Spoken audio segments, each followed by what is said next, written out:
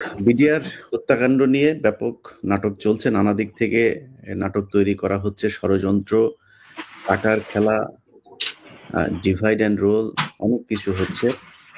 পিলখানার যে পেশ ইমাম ছিলেন, সেই পেশ ইমামকে মারা হয়েছে, হত্যা করা হয়েছে। ইনজেকশন পুশ করে তাকে খুন করা হয়েছে। কারণ তিনি সব দেখেছেন। অতএব আমরা এটার বিচার চাই। শেখ হাসিনা এর পরপর মেরেছেন, তারপরে মেরেছেন। এরপরে যারা জেলখানায় গিয়েছেন, ওই ব্যক্তিদেরকেই ফাঁসি দেওয়া হয়েছে। আমি মনে করি ওই ব্যক্তিদেরকেই ফাঁসি দেওয়া হয়েছে যারা এই ঘটনার সবকিছু জানেন। কিন্তু আসসালামু আলাইকুম প্রিয় দর্শক, স্ক্রিনে থাকা ভিডিওটা ইতিমধ্যে আপনারা দেখতে পেরেছেন। প্রিয় দর্শক, আজকের ভিডিওটা খুবই গুরুত্বপূর্ণ, খুবই ইম্পর্ট্যান্ট একটা ভিডিও। প্রিয় দর্শক, বাংলাদেশের নাগরিক হয়ে থাকলে ভিডিওটা অবশ্যই আপনারা না টেনে ফার্স্ট ক্লাস দেখবেন। প্রিয় দর্শক, আমরা কথা না বাড়িয়ে সরাসরি ভিডিও স্ক্রিনে চলে যাই, আমরা ভিডিওটা সম্পূর্ণ দেখে আসি। আসসালামু আলাইকুম। প্রিয় দর্শক, বিডিআর হত্যাকাণ্ড নিয়ে ব্যাপক নাটক চলছে। নানা দিক থেকে নাটক তৈরি করা হচ্ছে। ষড়যন্ত্র, টাকার খেলা, ডিভাইড অ্যান্ড রুল অনেক কিছু হচ্ছে। সবার মূল টার্গেট হচ্ছে এখন বিডিআর হত্যাকাণ্ডকে বানচাল করতে হবে। কারণ এই হত্যাকাণ্ডের বিচার যদি হয়, তাহলে গেল ১৫ বছরে সেনাবাহিনী, আওয়ামী লীগ যারা এই বিরোধী দল এবং ধর্মীয় নেতা যারা আছে, আলেমদেরকে নির্যাতন করা, রাজনৈতিক নেতাদের নির্যাতন করা, ব্যবসায়ীদেরকে মারা, দেশপ্রেমিক সেনাবাহিনীকে গুম করা, আয়নাঘর বানানো, এই সবকিছুর সাথে জড়িতরা বিডিআর হত্যাকাণ্ডের সাথে জড়িত ছিল। কারণ ওইটা থেকেই কারা এটার সাথে ভারতের হয়ে কাজ করেছে, ওইটার বেসিসেই বিভিন্ন জনকে বিভিন্ন জায়গায় পদায়ন করা হয়েছে। ওই বিডিআর হত্যাকাণ্ডের ঘটনায় ঠিক করে দিয়েছে কারা এর পর থেকে আহ আহ কি বলে প্রমোশন পাবে, কারা পাবে না, কারা গুরুত্বপূর্ণ পদে বসবে সেটা। তো আপনাদেরকে আমি আমার সাথে ৩ জন সম্মানিত মানুষ আছেন। আমার প্রিয় অ্যাডভোকেট পারভেজ হোসেন ভাই আছেন, সুপ্রিম কোর্টের আইনজীবী, এবং তার সাথে বিডিআর এর পরিবারের যেই সদস্য আছেন ২ জন, তারাও দীর্ঘদিন ধরে তাদের পরিবারের মানুষদের জন্য কাজ করে যাচ্ছেন।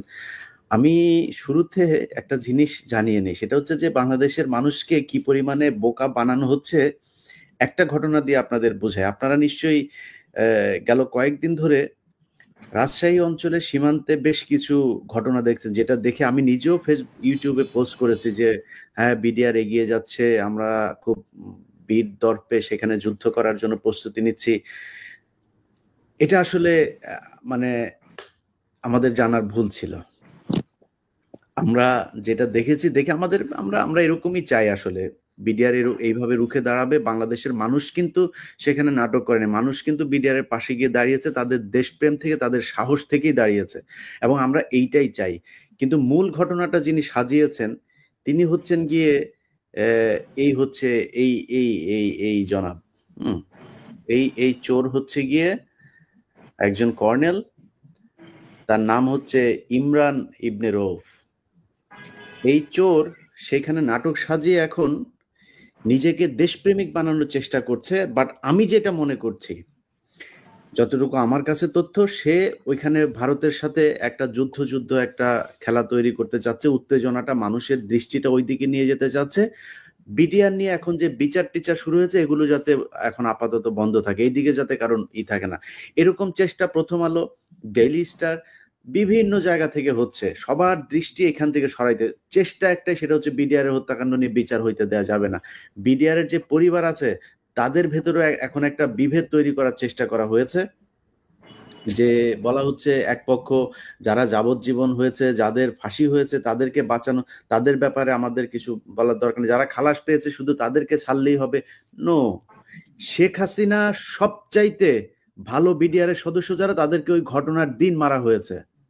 আমরা শুধু ৫৭ জন সেনা কর্মকর্তার নাম শুনেছি, কিন্তু এই ঘটনায় প্রায় ১৫০ বিডিআর এর সদস্য, বিডিআর এর বিভিন্ন পর্যায়ের সদস্যদেরকে আপনার করা হয়েছে, মারা হয়েছে। জিজ্ঞাসাবাদের নামে নিয়ে মারা হয়েছে, ওই দিন মারা হয়েছে। ওই দিনও কিন্তু বিডিআর এর প্রায় সম্ভবত ১১ জন, আমার ঠিক সংখ্যাটা যদি ভুল না করি, ৯ জন বা ১১ জনকে মারা হয়েছে ওই দিনই। বিডিআর এর যে এই পিলখানার যে পেশ ইমাম ছিলেন, সেই পেশ ইমামকে মারা হয়েছে, হত্যা করা হয়েছে, ইনজেকশন পুশ করে তাকে খুন করা হয়েছে। কারণ তিনি সব দেখেছেন। অতএব আমরা এটার বিচার চাই। শেখ হাসিনা এর পরপর মেরেছেন, তারপরে মেরেছেন। এরপরে যারা জেলখানায় গিয়েছেন, ওই ব্যক্তিদেরকে ফাঁসি দেওয়া হয়েছে। আমি মনে করি ওই ব্যক্তিদেরকে ফাঁসি দেওয়া হয়েছে যারা এই ঘটনার সবকিছু জানেন কিন্তু এটার সাথে জড়িত না। অতএব আমাকে যদি আপনি কোনো ভাগ করতে বলেন তাহলে আমি বলবো যাদের ফাঁসির আসামি হয়েছে তাদেরকে সবার আগে ছাড়তে হবে। যাদেরকে খালাস দেওয়া হয়েছে, যাদেরকে দেওয়া হয়েছে, এত ভাগাভাগি নাই। এই বিচার নতুন করে করতে হবে। হাসিনার কোনো বিচার আমরা মানি না। অতএব আমি বিডিআর এর যে পরিবার আছে, বিডিআর এর এই আন্দোলনে যেসব নেতৃত্বরা আছেন তাদের কাছে বলবো কারোর কোনো কথায় কান না দিয়ে আপনাদের সবার দাবি থাকবে আপনাদের সবার পরিবার একই, এই সবগুলো সদস্য একটা পরিবার এখন আপনারা। সো আপনাদের পরিবারের এখানে ডেইলি স্টারের কে, প্রথম আলোর কে, আর কোন জায়গার কোন কেউ এসে কি বললো এটা নিয়ে আপনাদের ভাগাভাগি করলে চলবে না। আমি যার কথা বলছিলাম যে ইমরান ইবনে রৌফ, তার ব্যাপারে আপনাদেরকে ছোট করে একটু নথি দিয়ে যাই, নয়তো আবার এটা মনে হবে যে আমি বোধহয় এমনিতেই বলছি। কেন বলছি সেটা আপনাদের বলি। আমার কাছে কিছু তথ্য এসে তার ব্যাপারে। এই ব্যক্তি হচ্ছে আপনার বিএমএ 29 ব্যাচের, আপনার 111 সরকারের সময় ব্যাপক তৎপরতা ছিল তার। মোসাদ্দেক হোসেন ফালু ভাইয়ের যে এনটিভির ভবনে আগুন লাগানোর ঘটনা, এই আগুন লাগানোর এই নাটকের সাথে জড়িত ছিল এই কি বলে ইমরান ইবনে রৌফ। আচ্ছা, তারপরে হচ্ছে সে কি করেছে, বিডিআর এর ঘটনার পর 27 তারিখে যেই লিফলেট গুলো বিতরণ করা হয়েছিল এইটার এই মূল হচ্ছে সে। তারপরে সে বিডিআর এর বিভিন্ন সদস্যদেরকে জিজ্ঞাসাবাদের নামে হত্যা করার সাথে জড়িত হচ্ছে মেজর সুমন, মেজর হাসিব, তারপরে হচ্ছে গিয়ে আপনার সোবাইল থেকে শুরু করে যেই মেজররা ওই দিন, ক্যাপ্টেনরা ওই দিন ঘটনার দিন ছিলেন, বিডিআর এর 4 নাম্বার 3 নাম্বার বিভিন্ন গেটে তারা অপারেশন চালাতে চেয়েছিলেন, তাদেরকে নির্যাতন করেছে এই ইমরান ইবনে রৌফ নিজে। এগুলো আপনারা জানবেন। আমি যা বলছি এগুলোর যে মেজরদেরকে টর্চার করা হয়েছে সেই মেজররাও আমাকে বক্তব্য দিয়েছেন। এগুলো আমি পিলখানা নিয়ে যেই অনুসন্ধান করছি সেখানে সবকিছু দেখবেন। তারপরে এই বিডিআর এর ঘটনার পরপর আর্মির বিভিন্ন অফিসারদেরকে এই যে আয়নাঘর, এই আয়নাঘরের মূল কারিগর হচ্ছে এই ইমরান ইবনে রৌফ। বিভিন্ন অফিসারদেরকে গুম করা এই ব্যক্তি। বিডিআর এর বিভিন্ন পরিবারের মানুষকে হুমকি দেয়া এই ব্যক্তি। তারপরে হচ্ছে গিয়ে শাপলা চত্বরের ঘটনার সাথে সে জড়িত। তারপরে হচ্ছে গিয়ে এই যে থেকে সেন্ট্রাল জেল থেকে 2013 সালে আপনার 6 জনকে যে করা হয়েছিল, জিম্মি করা হয়েছিল, তুলে নিয়ে যাওয়া হয়েছিল, সেটার সাথে জড়িত সে। তো সে মানে আর্মিতে তাকে বলা হয়, আমাকে যিনি এই আর্মির যে অফিসার আমাকে দিয়েছেন তাকে ড্রামা কুইন বলা হয়। উনি লেখাটা এইভাবে লিখেছেন যে he is a drama queen, brutal and can only be compared two খুনি জিয়াউল হাসান। আমাকে যে লিখেছে তার লেখাটা আমি আপনাদের বললাম। যাই হোক, এই হচ্ছে সেই ব্যক্তি। অতএব সে এখন ওই সীমান্তে যা করছে এটা হইতে পারে সে ভারতের সাথে এখনো কানেক্টেড এবং ভারত তাকে দিয়ে এটা করাচ্ছে। ভারত হয়তো সেখানে একটা হামলার চেষ্টা করতে পারে, সে এটা করে একটা উত্তেজনা তৈরি করবে, ভারত হামলা করলে তারপর একটা যুদ্ধ শুরু হবে। যাই হোক, যুদ্ধ করার জন্য বাংলাদেশের মানুষ প্রস্তুত, আমাদের সমস্যা নেই। ভারতের সাথে কোনো কারণ ছাড়া যুদ্ধ করতে বাংলাদেশের মানুষ রাজি আছে। কিন্তু ইমরান ইবনে রৌফকে ওইখান থেকে সরাতে হবে এবং সে যেন কোনোভাবে পালাতে না পারে। বিডিআর এর যে কমিশন হচ্ছে সেই কমিশনে তার নাম উঠে এসেছে এবং তাকে গ্রেপ্তার করা হবে খুব দ্রুতই। আপনারা দেখবেন এগুলো।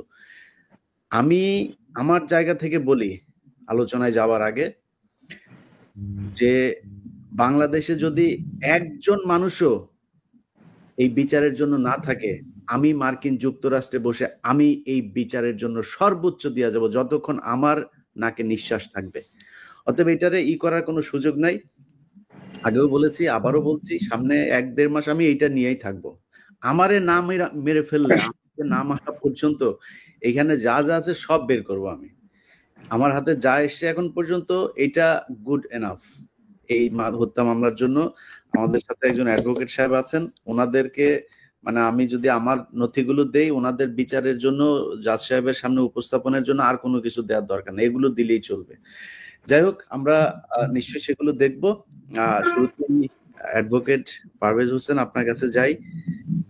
আপনি এই কদিন ধরে অনেক বিডিআরের এই পরিবারগুলোর পক্ষে অনেক পরিশ্রম করছেন। প্রচন্ড দেশপ্রেমিক একজন মানুষ আপনি। আপনার কাছে জানতে চাই যে বিডিআরের হত্যাকাণ্ডের এই যে সৈনিকদেরকে যেভাবে নিয়ে আটকে রাখা হয়েছে, তারপরে সবশেষ যেটা করা হলো 9 তারিখের শুনানিটা নিয়ে, মানে হচ্ছেটা কি ভিতরে আসলে? ধন্যবাদ ইলিয়াস ভাই, রিয়েল ভাই আছেন, শাকিল আছেন, আপনাদের সকলকে ধন্যবাদ। দুটো বিষয় যেন কাকতালীয় ভাবে মিলে যাচ্ছে। একটি বিষয় হচ্ছে যে আমাদের বিডিআর এর অনেক ঐতিহাসিক ঘটনা আছে। গৌরবময় একটি ইতিহাস হচ্ছে রৌমারীর ইতিহাস। এই রৌমারীতে যখন এই ঘটনা ঘটলো, যদি আমি ভুল না বলে থাকি তথ্যগত ভাবে, তাহলে এই মেজর জেনারেল শাকিল তিনি ওই সময় রৌমারী অঞ্চলের শীর্ষ কর্মকর্তা ছিলেন, কমান্ডার ছিলেন। যে কমান্ডার ছিলেন তিনি যখন আবার বিডিআর এর প্রধান হলেন, সঙ্গত কারণেই এই পরাজয়ের জ্বালা থেকে হোক অথবা অন্য কোনো কূটনৈতিক কারণে হোক, শাকিল সাহেব টার্গেট হলেন এবং সেটার প্রতিফলন আমরা ওখানে দেখলাম। আমি এই কদিনে সেনা বিধিটা একটু দেখবার চেষ্টা করেছিলাম। এই জন্য দেখবার চেষ্টা করেছি যে ওই সময় সেনা প্রধান বারবার বলছিলেন যে আমরা প্রধানমন্ত্রীর কাছে সেনা সদর দপ্তরের পক্ষ থেকে আমরা পারমিশন চেয়েছিলাম যাতে করে আমরা দরবার হলে ঢুকতে পারি, কিন্তু সেনাবিধি 31 ইটস ভেরি ক্লিয়ার যে এই ধরনের কোনো জরুরি মুহূর্তে সেনাপ্রধান যে কোনো সিদ্ধান্ত নিতে পারেন। সেখানে দুটো বিষয় আপনারা খুব লক্ষ্য করে দেখবেন। কাউকে ঢুকতে দেওয়া হলো না, আর্মিকে ঢুকতে দেওয়া হলো না, বাইরে যে বিডিআর বর্ণ যে ফোর্স ছিল তাদেরকে ঢুকতে দেওয়া হলো না, কোনো মিডিয়াকে ঢুকতে দেওয়া হলো না। এটিএন বাংলা লাইভ প্রচার করবে, এটিএন বাংলা গেট থেকে লাইভ প্রচার করলো এবং সেখানে খাবারের বিষয় বা যে বাজারের কথাটা বলা হচ্ছিল যেটা নিয়ে বিডিআররা ক্ষুব্ধ, এইসব কথা নিয়ে তারাই ঘটনা ঘটিয়েছে, এইটাকে রং চটিয়ে সুন্দর করে এই মূল ঘটনাকে অন্যদিকে প্রভাব করার একটা চেষ্টা করা হচ্ছিল। কষ্ট লাগলো তখন যখন আজকে মনে পড়লো ওই ঘটনাটি যে ডিএডি রহিমের নেতৃত্বে হোটেল সোনারগাঁতে তাদেরকে নিয়ে রাজকীয় খাবার খাওয়ানো হচ্ছে।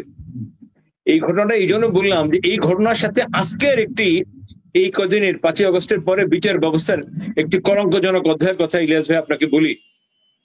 1 তারিখে আমরা যেটুকু জেনেছিলাম দায়িত্বপ্রাপ্ত বিচারকের অবস্থানটা ছিল এই, তিনি সকল রেকর্ডপত্র দেখে সিদ্ধান্ত নিলেন যে অন্তত পক্ষে 2টা ক্যাটাগরি, তার যেটুকু সামর্থ্য ছিল উনি সামর্থ্যের আলোকে চিন্তা করলেন যে 2টা ক্যাটাগরির লোককে আমি এই মুহূর্তে বেল দিয়ে দিতে পারি। একটি হলো যারা হত্যা মামলায় খালাস পেলেন তাদেরকে উনি ছেড়ে দেওয়ার সিদ্ধান্ত নিলেন, আরেকটি হলো হত্যা মামলায় তাদেরকে যেটুকু সেন্টেন্স দেওয়া হলো এই সেন্টেন্সটুকু অলরেডি সার্ভ আউট হয়ে গেছে, কেটে ফেলা হয়েছে। এই 2 ক্যাটাগরির সবাইকে উনি ছেড়ে দেওয়ার সিদ্ধান্ত নিলেন, ওই বেল পিটিশন গুলো মঞ্জুর করবার সিদ্ধান্ত নিলেন। উনি যখন এই সিদ্ধান্তটা নিলেন আমরা শুনলাম যেদিন ধার্য তারিখ ছিল উনি কোর্টে আসলেন, ওনার পেশকার বললেন স্যার আজকে 10:30টায় ওঠার কথা ছিল, একটু দেরি হবে। একটু পরে আমরা শুনলাম যে উনি অসুস্থ হয়ে পড়েছেন, উনি নাই।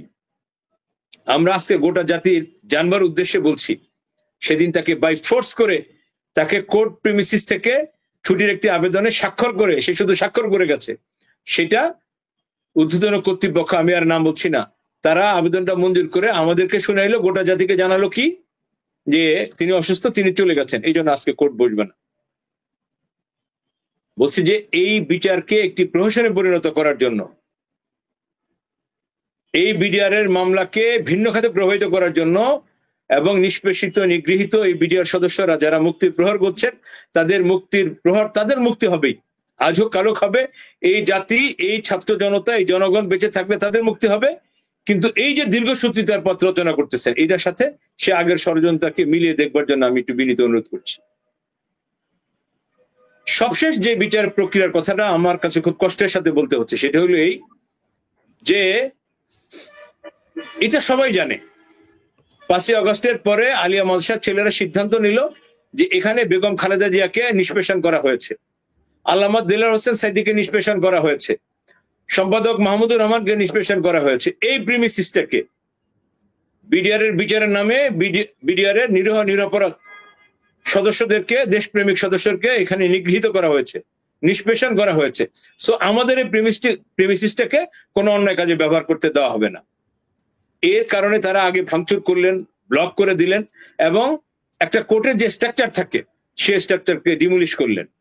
সেই অবস্থার পরিপ্রেক্ষিতে এরা প্রজ্ঞাপন দিয়ে আবার সেখানে যাওয়ার সিদ্ধান্ত নিল। শুধু তা না, আমি এটা আগে আপনাকে বলেছিলাম যে 24 ঘন্টার মধ্যে এই 3টা ভেন্যুকে নিয়ে, কখনো আলিয়া মাদ্রাসা, কখনো কেরানীগঞ্জের পুরনো আদালত, কখনো মহানগর দায়রা জজ আদালত, এভাবে ঘন্টার পর ঘন্টা এক এক ঘন্টায় আমরা এক এক খবর পাচ্ছিলাম এবং এই সবগুলো নিউজ ছিল অফিসিয়াল।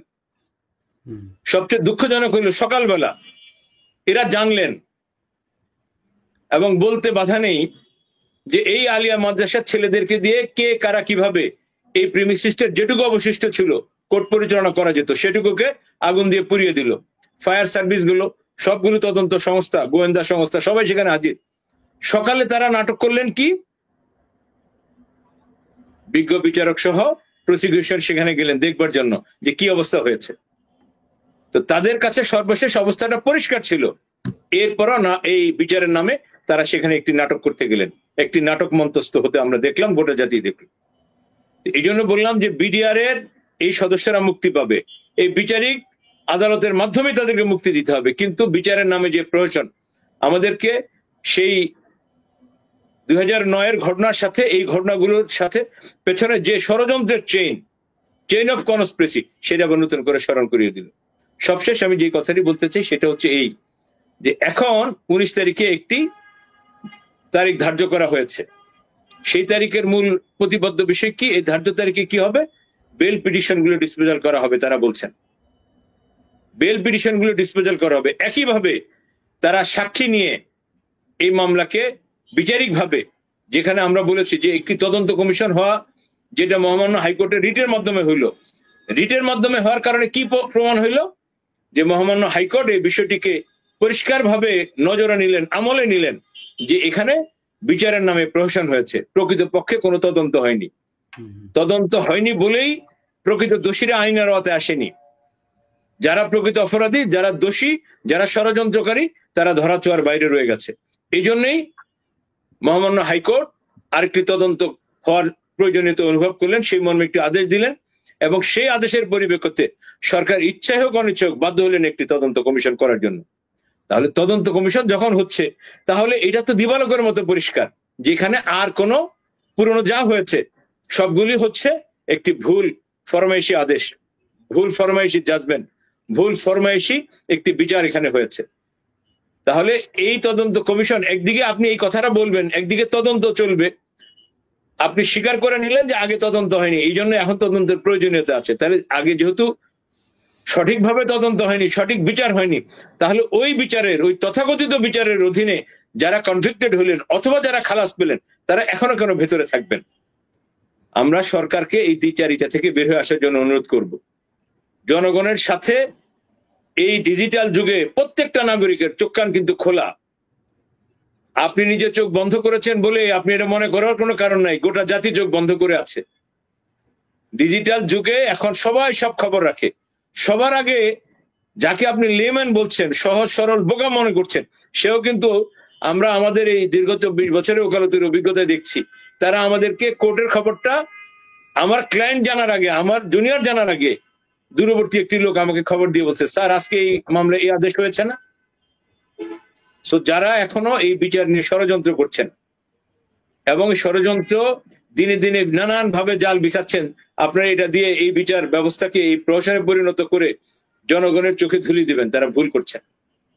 এবং আমার কাছে খুব কষ্ট করে বলতে হয়, শ্রদ্ধা রেখে বলি, যে বিচার ব্যবস্থার একটি অংশ, তা না হলে ওই বিচারক যিনি আসলেন সেদিন, তাকে ছুটি দিয়ে পাঠিয়ে দেওয়া হলো, অসুস্থের ভান করার জন্য তাকে নির্দেশ করা হলো। কেন? তিনি যে আদেশটি দিবেন, এই আদেশটি স্থগিত করা, এই আদেশটি বাতিল করার, এই আদেশটিকে আবার রিভিউ করার অনেক সুযোগ ছিল। স্বাধীন বিচার ব্যবস্থার কথা আপনারা বলছেন, এই আমলে এসে যখন আমরা দেখছি যে বিচারকের হাত পা বাঁধা, তখন খুব কষ্ট হয়। তখন মনে পড়ে যে এত রক্ত, এত ঘাম, এত শ্রম দিয়ে এই জনতার বিজয়, সেটা কোথায় গেল? কোথায় আমাদের কমিটমেন্ট? সো ষড়যন্ত্র এখনো আছে। ইলিয়াস ভাই আপনি যেটা বলেছেন, ইউ আর সো কারেক্ট, যে রৌমারীর সে হত্যাকাণ্ডের প্রতিশোধ নেওয়ার জন্য যদি এটা হয়ে থাকে, বিডিআর কে সমূলে ধ্বংস করার জন্য, মেরুদণ্ড শেষ করে দেওয়ার জন্য যে ষড়যন্ত্র 26শে ফেব্রুয়ারি 2009 শুরু হয়েছিল, বিচারিক ভাবে সেটার একটা অংশ প্রতিফলন ঘটলো, তাদের কিন্তু ষড়যন্ত্র শেষ হয়ে যায়নি। এখন ওই বিচার নিয়ে নানান তাল বাহানা চলছে, এবং 19 তারিখে আরো একটি হয়তো নাটক হতে যাচ্ছে কিনা আমাদের যথেষ্ট সন্দেহ আছে। জি, আসিফ নজরুল স্যার, আপনার যত নাটক আছে সব আপনি শাওন আপাকে নিয়ে আপনারা রেডি করতে থাকেন, নাটক চালায় যান। আমরাও আসছি আপনার নাটক দেখার জন্য। যেদিন দেশের জনগণ যেদিন ধুতি ধরে টান দিবে, ওই দিন কাপড় চোপড় নিয়ে দাঁড়াইতে পারবে না রাস্তায়। আপনার নাটক সেই 5 তারিখের পর থেকেই দেখছি। কালকে একজন সেনাবাহিনীর একজন মেজরের ওয়াইফ কালকে আমাকে ফোন করেছে। সে বলল, আমি খুব আশ্চর্য হলাম, সে বলছে যে আমরা এই আগস্টের 10 তারিখ থেকে 15 তারিখ অনেকবার তাকে এই বিষয়গুলো জানানো হয়েছে যে স্যার এই ব্যাপার আপনার আমরা এটা নিয়ে এই করেন, বিডিআর এর এই ঘটনাটা নিয়ে। সে নাকি ওই 5 দিন তাদের সাথে নানানভাবে কথা বলেছে, এরপর আর সে ফোন রিসিভ করে না। এবং সেই আগস্টের 5 তারিখ থেকে তারা বলছে যে একটা কমিশন তৈরি করা হোক। শেষ পর্যন্ত ঠেলতে এসে আপনার ডিসেম্বরে এসে বলল যে কমিশন হবেই না। তারপরে সব শেষ মানুষের চাপের মধ্যে থেকে এসে কমিশন তৈরি করলো। আসিফ নজরুল স্যার এখনো কমিশনের জন্য। স্যার, এই লোকজন যারা আসিফ নজরুল স্যারকে টাকা দিচ্ছেন, টাকা পয়সা দিয়ে কিন্তু লাভ হবে না, সবাইকে আগে বলে রাখি। অতএব আসিফ নজরুল চেষ্টা করলে এই বিচার ঠেকাইতে পারবে না। এই দেশে অনেক দেশপ্রেমিক মানুষ আছে। সেনাবাহিনীর ভেতরে যে পরিমাণে দেশপ্রেমিক আছে, রিটায়ার্ড গুমের শিকার হয়েছিল তারা, এদের সবাইরে যতদিন আপনি না মেরে ফেলবেন, এই দেশে বিডিআর যে বিচার, এটাকে আপনি থামাইতে পারবেন না। যাই হোক, শাকিল ভাই, আমরা খুব শর্টেই ছেড়ে দিব আজকে। জাস্ট মানুষকে এই জিনিসগুলো জানানোর জন্য এসেছিলাম। মোটামুটি আমাদের অ্যাডভোকেট সাহেব বলেছেন, আপনি যদি বাদ বাকি কিছু অ্যাড করতে চান। আসসালামু আলাইকুম। না, ধন্যবাদ ইলিয়াস ভাই। আসলে আমাদের অ্যাডভোকেট স্যার সবকিছুই বলেছেন। আমরা চাই না কোনো ষড়যন্ত্র হোক, আমরা চাই যে প্রত্যেকটা বিডিআর সদস্য মুক্তি পাক। কারণ একটা জিনিস আপনারা জানেন যে পুনঃতদন্ত হচ্ছে, কারণ এটার একটা ষড়যন্ত্র হয়েছিল, এবং আমরা আজকেও বিভিন্ন নিউজে দেখলাম যে কিলিং এ যারা জড়িত ছিল তারা বের হয়ে গেছে, একটা টিম ভিতরে ঢুকছে, আমার দেশের একটা নিউজে দেখলাম। তো এটা স্পষ্ট যে এখানে যারা মূল হত্যাকারী ছিল বা বিভিন্ন ব্যক্তিরা ছিল তারা এর সাথে জড়িত, যারা তাদেরকে বের করে দেওয়া হয়েছে। তাহলে এই মানুষগুলোকে 834 জন মানুষকে জেলখানে আটক করে রাখা হয়েছে কি কারণে? আপনার যেহেতু স্বাধীন তদন্ত কমিশন গঠন হয়েছে, আমরা চাই সকলকে মুক্তি দেওয়া হোক, এবং স্বাধীন তদন্ত কমিশনের মাধ্যমে যদি কাউকে অপরাধী প্রমাণিত করতে পারে তাদেরকে আবার জেলখানে নিক, ফাঁসি দিক, আমাদের কোনো আপত্তি নেই।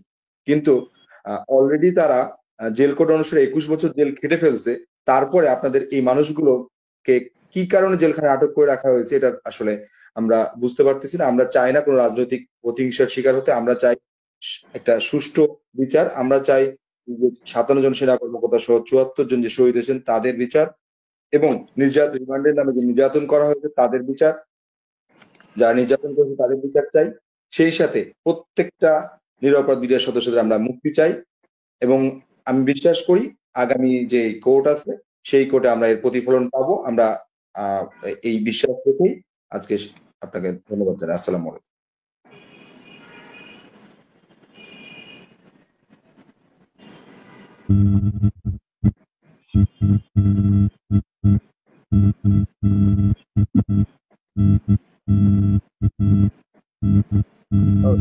রিয়াদ ভাই শুনছেন? হ্যাঁ ভাইয়া, শুনছি। জি বলেন। ধন্যবাদ জানাই ইলিয়াস ভাইকে লাইভে আমন্ত্রণ করার জন্য। আমার প্রথমেই একটা কথা মনে পড়ে যায়, আমরা বিডিআর নওজোয়ান, এই মাটির সন্তান, দুর্জয় এক মৃত্যুহীন প্রাণী, বীর চাই আমরা, বীর বুঝি ওই সম্মান, সে সম্মানটুকু হয়তো আজ আমরা পাচ্ছি না। অত্যন্ত আবেগঘনভাবে বলতে হয়, যারা অডিওতে বোধহয় একটু সমস্যা হচ্ছে, আপনি দেখবেন। আমি এখন শুনতে পারেন? আমি ইলিয়াস ভাইকে ধন্যবাদ জানাই এই লাইভে আমাকে আমন্ত্রণ করার জন্য।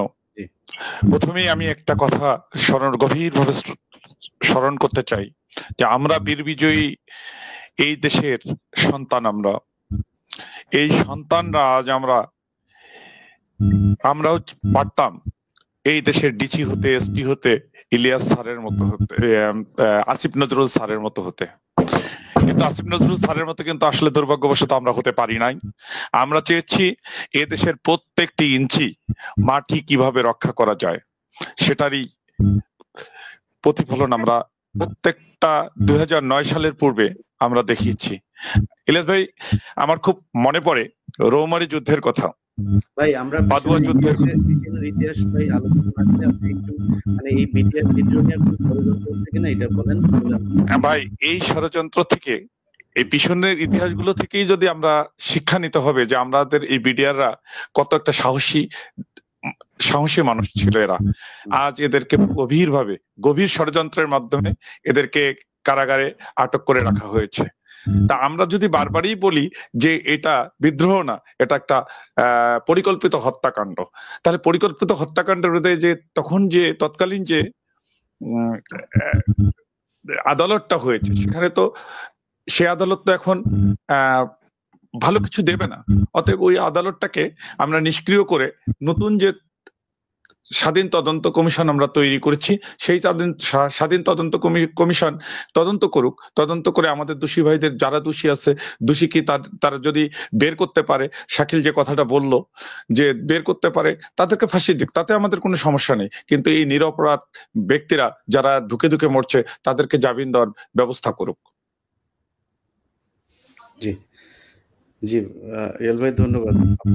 আমি এইটুকু পরিষ্কার।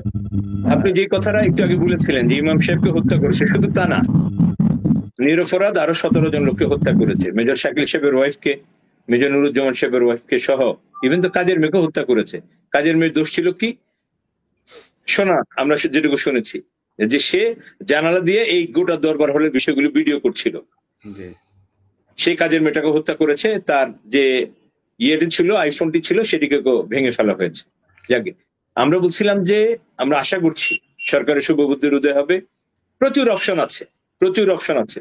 যেহেতু আপনি তদন্তে গিয়েছেন, সেটা হাইকোর্টের আদেশে হোক, জনতার দাবির পরিপ্রেক্ষিতে হোক, অথবা সত্য উদ্ঘাটনের মানুষে হোক, যেহেতু আপনি তদন্তে গিয়েছেন, তদন্তে যাওয়ার পরিপ্রেক্ষিতে আমাদের এই জুডিশিয়াল সিস্টেম এটাই বলে যে ওই ভুল বিচারের মাধ্যমে যারা কনভিক্টেড হয়েছিল, যারা এতদিন ধরে দণ্ড খাচ্ছে, তাদেরকে আপনি ছেড়ে দেবেন। এবং ছেড়ে দেওয়ার রাস্তাটা খুব সহজ। আমরা প্রথমে বলছিলাম যে পিটিশন গুলো আছে, বেল পিটিশন গুলো, এগুলো আপনি ডিসপোজাল করে আপনি সবাইকে ছেড়ে দিতে পারেন।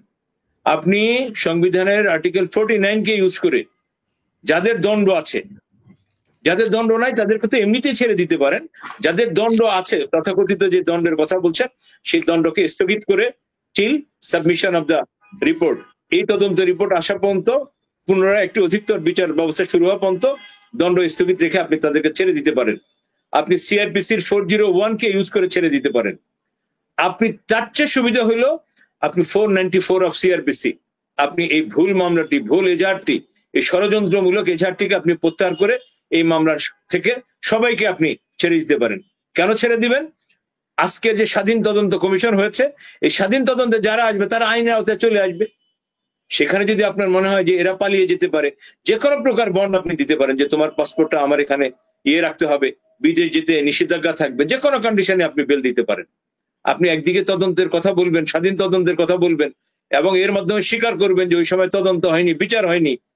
আবার ওই ভুল বিচারের মাধ্যমে, ওই ষড়যন্ত্রমূলক বিচারের মাধ্যমে যারা আটকে আছে তাদেরকে আপনি আটকে রাখবেন। দুটো একসাথে চলে না। আমরা আশা করছি শুভবুদ্ধির উদয় হবে। আপনি আইনের এই সহজ সরল পথগুলো যে কোনো একটা অবলম্বন করে আমি আশা করি নিরপরাধী মানুষগুলো ছেড়ে দেবেন।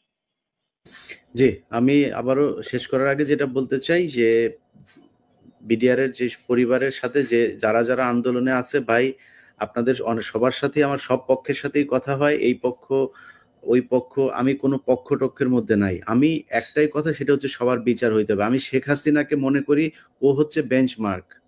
ও শয়তানির, ও যেই দিকে থাকে, যেটা করে মনে হবে এটা শয়তানি। শয়তানি কাহাকে বলে, এই ডেফিনেশন হচ্ছে হাসিনা যাহা করে তাহাই শয়তানি।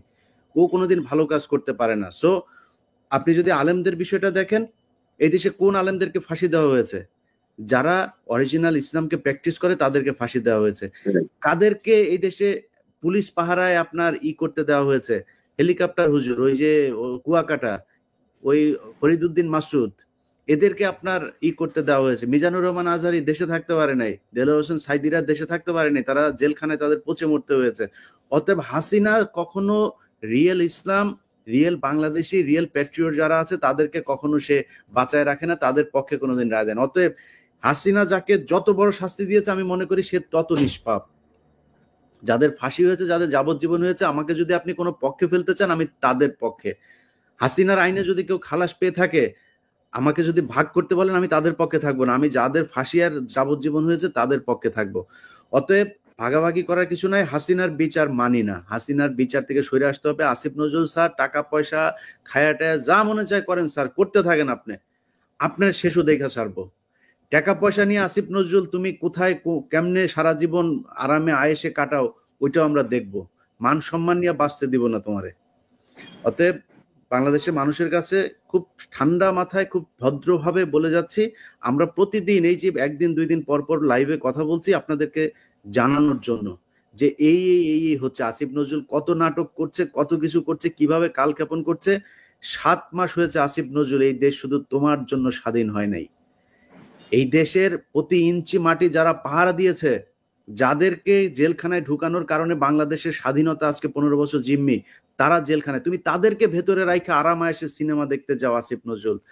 এটার জন্য বাংলাদেশের মানুষের কাছে তোমাকে জবাব দিতে হবে। টাকা পয়সা পাবা, মান সম্মান পাবা না। যাই হোক, আপনাদের সবার কাছে অনুরোধ, আমি আবারও বলছি, বিডিআর এর পরিবারগুলো প্লিজ আপনাদের ভেতরে ভাগাভাগি করেন না কে কি বললো। আর আমার এখানে যদি আপনাদের কাউকে আমি নিয়ে আসিও, কেউ লাইভে কথা বলেনও, আমি সরাসরি বলি, অনেকে বলেন ভাই ওনাকে আনছেন কেন, ওনাকে আনেন না, ওনাকে, এই পক্ষ বলে ভাই ওনাকে নিয়েন না, ওনাকে নিয়েন। ভাই আমার কাছে সব পক্ষ সমান। আমার কাছে এসে ভাগাভাগি করতে আসবেন, আস্তে করে আমি আপনার কাছ থেকে সরে যাব, আমার আপনার সাথে পাবেন। আমি কোনো ভাগাভাগির মধ্যে নাই, আমি এক ভাগের মধ্যে আছি, ভারত আর আওয়ামী লীগ। এই জায়গায় আমার কোনোই নাই। এটার জন্য জীবনের যা করা প্রয়োজন তাই করব। আপনাদের সামনে ভিডিওতে বলে যাচ্ছি, এই পৃথিবীর সবকিছু যদি দিয়ে দেওয়া, যদি বলা হয় বাংলাদেশের প্রেসিডেন্ট বানানো হবে কালকে, তাও ইন্ডিয়ার আওয়ামী লীগের সাথে কম্প্রোমাইজ করব না। ওই জায়গায় ইলিয়াস যেখানে ছিল আজ থেকে 10 বছর আগে, এখনো সেখানে। সেই 2014 সালে নির্বাচনে যে যা করেছি, 2024 সাল 25 সালেও সেই জায়গাতে আছে। অতএব আমার পয়েন্ট খুব পরিষ্কার, যারাই যেই পক্ষে যাবেন সব পক্ষের উদ্দেশ্য একটাই থাকতে হবে, হাসিনার কোনো আদেশ, হাসিনার কোনো আইন বিচার এটা আমরা মানি না। এই জায়গায় সবাই এক থেকেন ইনশাল্লাহ। অ্যাডভোকেট পারভেজ হোসেন ভাই যেটা বলেছেন, এদেরকে আটকায় রাখা যাবে না। অনেক বছর এই বিডিআর এর পরিবারে, আজকেও একজনের বাবা মারা গিয়েছেন পাবনাতে, লাশ দেখতে পারবে না হয়তো। আপনার এই পায়ে পচন ধরেছে, মানে জেলখানার ভেতরে বর্ণনাগুলো শুনি। পারভেজ ভাই আপনি নিশ্চয়ই হয়তো জানেন এই বিষয়গুলো, হাজিরা দিতে আসলে তাদের হয়তো দেখেন। পায়ে পচন ধরেছে, হাঁটতে পারে না, পা ফুলে ফুলে তারা হাঁটা বন্ধ হয়ে গিয়েছে, চিকিৎসা দেওয়া হয় নাই। এখনো জেলখানার ভিতরে কিছু কিছু ছাত্রলীগ, আওয়ামী লীগের, বিশেষ করে মহিলা কয়েকজনের কথা শুনি, তারা এদের সাথে চরম বিরূপ আচরণ করে, বৈষম্যমূলক আচরণ করে। আওয়ামী লীগের লোকজন যারা গিয়েছে জেলখানায়, তাদেরকে তারা খুব আপ্যায়ন করে, এদের সাথে খুব বৈষম্যমূলক আচরণ করা হয়। এটা এখনো হচ্ছে, কিছুটা কমেছে আগের চাইতে। আমরা তাদেরকে বের করতে চাই। এরা নিষ্পাপ, এদেরকে অন্যায়ভাবে সাজা দেওয়া হচ্ছে, এবং সেই সাথে একটা পক্ষকে বাদ যাচ্ছে আমাদের, সেটা নিয়ে কথা বলছি না, আপাতত বিডিআর নিয়ে আছে। আলেমদের কাছে অনুরোধ, আপনাদের অনেক আলেম এখনো পর্যন্ত জেলে। ফারাবিকে এখন পর্যন্ত ছাড়া হচ্ছে না। অতএব আসিফ নজরুল, আপনাকে শুধু এইটুকুই বলবো, 2000 মানুষ কম পক্ষে মারা গিয়েছে। এদের রক্তের সাথে বেইমানি করলে এর বিচার আল্লাহ একদিন করবে। আপনার অনেক ক্ষমতা হয়েছে, যা মনে চায় তাই করতে পারছেন, বিশাল একটা মন্ত্রণালয় নিয়ে বসে আছেন, জুতা দিয়া পেটাবে ধরে রাস্তাঘাটে মানুষ। যা করছেন এটার সবশেষ পরিণতি অনেক ভয়ঙ্কর হবে। অ্যাডভোকেট পারভেজ হোসেন ভাই, শাকিল ভাই, রিয়াল ভাই, আপনাদের ধন্যবাদ। যদি শেষ কেউ কিছু বলতে চান। হ্যাঁ, আমি আরেকটা জিনিস বলি। একটা জিনিস দরকার ছিল, সেটা হচ্ছে আমাদের পুরো বাংলাদেশ থেকে তৎক্ষণাৎ একটা রায়, মানে করে আইন করে প্রায় 18,000 বিডিআর সদস্যকে চাকরিচ্যুত করা হয়েছে বিদ্রোহ তকমা দিয়ে। কিন্তু আপনারা সবাই জানেন পরিকল্পিত হত্যাকাণ্ড ছিল। এই হত্যাকাণ্ডকে অন্যভাবে মানে প্ররোচিত করার জন্য বিদ্রোহ নাম দিয়ে প্রায় 18,500 বিডিআর সদস্যকে চাকরিচ্যুত করা হয়েছে অন্যায়ভাবে। আমরা এই সমস্ত সকল বিডিআর সদস্যদের চাকরি পুনর্বহাল চাই, এবং সকল নিরাপদ বিডিআর সদস্যদের প্রত্যেকের মুক্তি চাই আমরা। যে অবশ্যই আমার বিশ্বাস যে কমিশনের তদন্তটা যদি বেরিয়ে আসে, এটাই না শুধু ওই দিনের হত্যাকাণ্ড থেকে শুরু করে সবকিছুই বেরিয়ে আসবে, কারা কি করেছে, কিভাবে কি হয়েছে। আমি ভাই যেই কারণে এটার প্রতি খুব খুব বেশি এটার ব্যাপারে আমি কথা বলি, এইটার বিচার হইলে সেনাবাহিনী পরিষ্কার হয়ে যাবে, সেনাবাহিনী একদম আওয়ামী মুক্ত হয়ে যাবে, এইটার বিচার যদি খালি হয়। এই কারণে আমি এটা নিয়ে খুব বেশি তৎপর। আমার বিশ্বাস ইনশাল্লাহ তদন্ত কমিশন এখন যারা আছে অনেক দেশপ্রেমিক মানুষ, তারা ভালো কিছু একটা দেবে। রিয়াল ভাই, আপনি কিছু বলতে যাচ্ছেন? আপনার অডিওর অবস্থা খুবই খারাপ, বলেন। ইলিয়াস ভাই, আমি যেটা বলতে চাচ্ছি, আপনি কি শুনতে পাচ্ছেন? জি বলেন। আমি যেটা শুনতে পাচ্ছি, আমি যেটা বলতে চাচ্ছি সেটা হচ্ছে কি, ইলিয়াস ভাই, আপনি আমাদের সঙ্গে থাকবেন। 18,500 পরিবার আপনার সঙ্গে আমরা আছি। শেষ রক্তবিন্দু হলে দেশের জন্য যেহেতু আমরা অস্ত্র একবার ধরেছি, আবারও যদি আমাদের অস্ত্র ধরা লাগে আমরা প্রস্তুত আছি। শুধুমাত্র আমরা ডাকের অপেক্ষায় থাকবো। আমরা এদেশের সৈনিক, আমরা 18,000 সৈনিক এখনো আছি। সেদিন আপনারা দেখতে পেরেছেন, 8 তারিখে দেখেছেন যে আমরা গণজামায়াত করেছি। সেখানে আপনারা আমাদেরকে কিভাবে নিষ্ক্রিয় করবেন আমরা জানি না, তবে আমরা আকুল ভাবে দেশবাসীর কাছে আবেদন করব, আমাদেরকে আবারও পুনর্বাসন করা হোক। এই দেশের 1 ইঞ্চি মাটি এই 18,000 বিশিষ্ট সৈনিক থাকতে আমরা বলবো যে বিশিষ্ট বলবো আমরা, যেহেতু আমরা পাদুয়া এবং বড়াইবাড়ির যুদ্ধে লাভবান হয়ে আসছি, সেহেতু আমাদেরকে রাখা হয় ইনশাল্লাহ এদেশে 1 ইঞ্চি মাটি আমরা ভারতের বর্গা দেব না। জি পারুস ভাই, কিছু বলবেন? আমি সবশেষ একটি লাইন বলতে চাচ্ছিলাম, সেটা হচ্ছে যে আমরা এমন একটা সময় বসে কথা বলছি যখন দেশের প্রধানমন্ত্রী না, শুধু দেশের প্রধানতম ব্যাংক বাংলাদেশ ব্যাংকের গভর্নর, দেশের প্রধানতম যে মসজিদ বাইতুল মোকাররম তার খতিব সহ অনেককেই পালিয়ে যেতে হয়েছে। আমরা আশা করছি আমরা যে বিচার অঙ্গনে আছি, এই বিচার অঙ্গনের সাথে সংশ্লিষ্ট একসময় দোর্দণ্ড প্রতাপে যারা চলতেন, এরা অনেকেই কিন্তু এখন এই প্রিমিসিসে নেই। প্রসিকিউশন অথবা বিচারের সাথে সংশ্লিষ্ট যারা আছেন, তাদেরকে শুধু এটুকু শ্রদ্ধা করে বলবো, এই দিন না, এই দিন না, আরো দিন আছে। আমরা আশা করছি সত্যের পক্ষে এবং নিগৃহীত বিচার প্রার্থী মানুষের পক্ষে আপনারা থাকবেন। আপনাদের ভূমিকা যেন বিচার প্রার্থী মানুষের পক্ষে হয়, আইনের পক্ষে হয়, ন্যায়ের পক্ষে হয়, নীতির পক্ষে হয়, মজলুমের পক্ষে হয়। আপনারা এটা স্মরণ রাখবেন, এই বিনীত অনুরোধ করছি। জি, সবাই ভালো থাকবেন, আল্লাহ হাফেজ। প্রিয় দর্শক, স্ক্রিনে থাকা ভিডিওটা ইতিমধ্যে আপনারা দেখতে পেরেছেন। ভিডিওটা খুবই গুরুত্বপূর্ণ, খুবই ইম্পর্টেন্ট ছিল। মূল্যবান মতামতগুলো অবশ্যই কমেন্ট বক্সে কমেন্ট করে জানিয়ে দেবেন। আপনাদের কমেন্টের উপর ভিত্তি করে আমি আপডেট ভিডিও বানাবো। ভালো থাকবেন, সুস্থ থাকবেন, এই বলে এখান থেকে বিদায় নিচ্ছি। আল্লাহ হাফেজ।